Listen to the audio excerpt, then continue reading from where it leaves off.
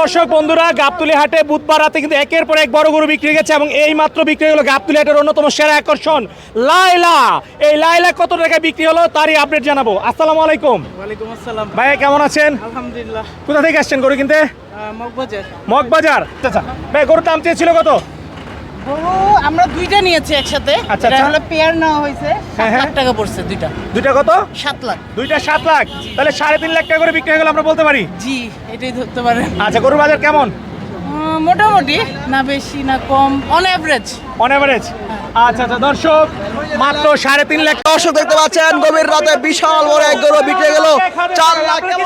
4 লাখ। ভাই কোন এলাকা থেকে আসছিলেন গরু কিনতে? আমরা মিরপুর 1 থেকে আসছি। আচ্ছা, জোড়া 6 লাখ। জোড়া 6 লাখ, জোড়া 6 লাখ। দর্শক দেখতে পাচ্ছেন বেশ সুন্দর সুন্দর দুটি বলদ গরু গাবতলী হাট থেকে এই গভীর রাতে বিক্রি গেল জোড়া মাত্র 6 লক্ষ টাকা। আপনারা দেখতে পাচ্ছেন সামনে একটি গরু রয়েছে এবং এই পাশে আরো একটি গরু রয়েছে। বেশ সুন্দর সুন্দর দুটি বলদ গরু 6 লক্ষ টাকায় বিক্রি হয়ে গেল।